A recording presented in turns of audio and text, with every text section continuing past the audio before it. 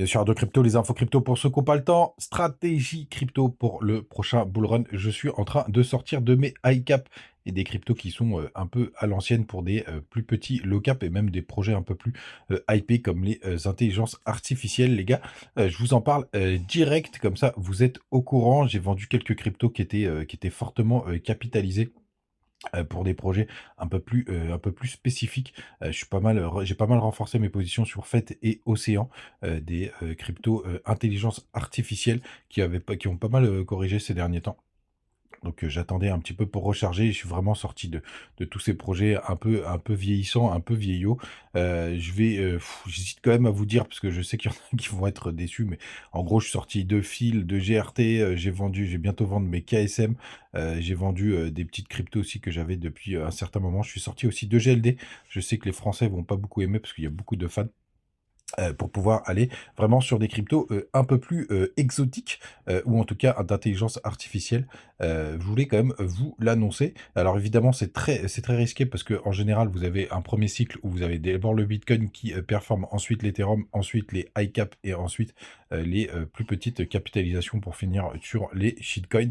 Quand même, je préfère me positionner maintenant quand je vois les belles corrections, qu'on a eues, même si c'est peut-être pas fini. Vous le savez tout les gars, n'hésitez pas à me donner votre avis, en commentaire et comme je vous disais, une belle semaine, j'ai pas mal de petites choses, qui vont, tomber et notamment cette petite stratégie que je mets en place puisque ça permet normalement, si ça se pète pas la gueule et si on a un joli bull run de faire des plus gros multiplicateurs. Un exemple, hein, BNB, grand maximum, je considère qu'il fera, allez, peut-être fois 5. Un grand max, alors que les small cap feront normalement un peu plus. Du côté du BTC, on perd 1,5% ce matin, on est juste en dessous des 41 000 dollars. Je vous disais hier qu'on avait des petits gaps à aller chercher. Pour le coup, c'est fait. Je pense même qu'on pourrait aller un peu plus loin. On perd 2% du côté d'Ether, 2400 dollars. On a BNB qui est assez stable. Le Launchpad aide un petit peu. Missile Sol, XRP, ADA, Crypto Clébar, etc. On perd environ 3%. C'est à peu près le tarif pour toute la map. Même si Matic perd que 1,5%, LTC qui se maintient à 0. Pour le coup, on a ICP qui perd 1,5%. Rien de très intéressant. C'est Injective Protocol qui corrige le plus 4,3%. Lido qui avait fait une petite correction hier se reprend 2,5% ce matin. Phil, dont je suis sorti, qui perd 4%. Bref, très mitigé. On a quand même SEI, le gros SEI qui perd 8% et du coup, c'est TAO qui devient, enfin qui passe devant SEI. Tiens, c'est marrant d'ailleurs. Il y a un petit bug, donc il doit être 49e. Bref, pas très joli en ce, lundi matin. Du côté de la chart, daily, donc on a fait magnifique pullback, pour être corrigé, pour corriger à la baisse, hein. On voit du côté du RSI qu'on n'arrive pas du tout à se reprendre. Donc pour l'instant, on continue, de creuser, hein, de descendre, de dégueuler petit à petit. Vous savez que là, pour le coup, par rapport au jour où on est, pour moi, ma target, elle est maintenant vers les 39 000 dollars, notamment pour aller rejoindre le bas du nuage. Ce compris le petit short ici, là, vous avez été très bon pour le coup. Regardez, en plus, on a été dans la foulée, je vous en parlais hier, rejeté par la Tenkan. C'est vraiment très pop ce qu'on est en train de faire. Donc pour moi, je pense qu'on va continuer de baisser tranquillement. Je voulais voir quand même la bougie weekly. Pour voir la gueule de celle-ci, bah, vous voyez la toupie est très belle. Donc là, vraiment, rien de bon sur du court terme à part ce petit sujet du SP500. On en reparlera juste après. Du côté de notre ami des contrats CME, donc il y avait un petit gap qui était potentiellement en train de se former puisqu'on avait clôturé au 41 575. On est venu vite le combler dans la foulée hier soir. Donc pour moi, vous avez vraiment cette double target avec le bas nuage Shimoku et les 39 000 de cet ancien gap.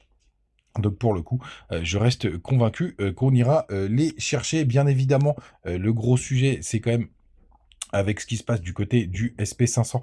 Je vous invite quand même à être très prudent à la réouverture des marchés, américains, hein. Faudrait voir, dans quel sens ça va partir puisque, si les marchés américains sont très bullish, pour le coup, ça pourrait quand même, doper, les cryptos. Où est-ce qu'il est mon SP500?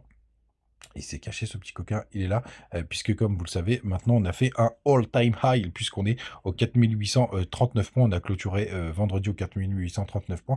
Donc en fonction de la réouverture, ça pourrait taper très fort. Les gars, n'hésitez pas à nous rejoindre du côté du Telegram. On continue de partager pas mal de petites infos.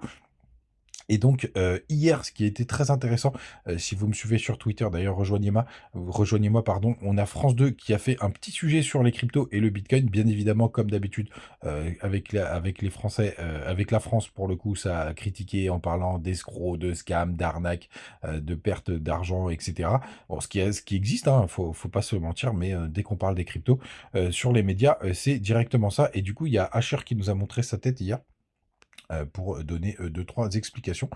Donc c'était assez drôle, pour le coup. Et pour ceux qui traînent sur Twitter, vous avez donc vu mon petit pied qui est juste ici, qui a traîné sur les réseaux sociaux et même qui a tourné avec un autre mec de Twitter qui parle de crypto, qui a partagé ma photo. Les gars, n'hésitez pas à nous rejoindre du côté de TikTok aussi. Je partage quelques petites news, quelques petites décisions, quelques petits sujets et que je fais au quotidien. Et donc hier, j'ai vendu quelques cryptos et je suis aussi rentré sur cette small cap qui est POW. Je vous laisse vous renseigner pour le coup. C'est une crypto assez intéressante. Je ne ferai pas d'analyse fondamentale, je le ferai pas. Regardez, elle a fait une jolie, un peu comme Link, vous voyez, elle a été vraiment latéralisée avec un joli une jolie latéralisation, j'y arrive plus, avec un joli range. Il y a eu un joli pullback sur toute cette zone qui avait été travaillée. Donc je suis rentré par ici pour le coup. Un projet un peu plus long terme, très small cap. Pour le coup, je vais vous montrer la capitalisation. Si je retrouve mon CoinGecko, il est là. Hop, POW, qui est de POW Swap. Je voulais vous le partager. Hop. Il est là, mon pot swap, si ça apparaît. Voilà, vous voyez, 1169e. M'avait été partagé du côté de TikTok. Pour le coup, une crypto qui est assez récente. On est à 11 millions de market cap, 26 millions en full diluette. Donc, le market cap ratio, là, il n'est pas terrible, mais sur des small caps comme ça, ça n'a pas de gros impacts. On verra ce que ça va donner. Vous avez évidemment, comme d'habitude, sur info, vous avez le Twitter, donc ça c'est plutôt pas mal. C'est quelque chose que je fais souvent pour voir s'ils sont toujours actifs. C'est vraiment un projet ultra early, donc faites attention les gars, mais je voulais vous partager un exemple de ce que je fais. Et comme je vous disais, j'ai renforcé très fort sur Océan et sur FET en sortant de mes quelques cryptos un peu high cap et que je trouve un peu vieillissantes. Les gars, vous savez tout, n'hésitez pas à utiliser le lien de BitGet. Il y a des petits bonus là. Normalement, quand vous inscrivez, en ce moment, vous pouvez avoir des ordis offerts. La crypto ordi de Ordinals. Donc pour le coup, c'est plutôt pas mal en fonction des dépôts. Vous savez tout. Et bien évidemment, vous aurez aussi des petits bonus pour BingX et les autres échangeurs. Bonne journée, à demain, ciao.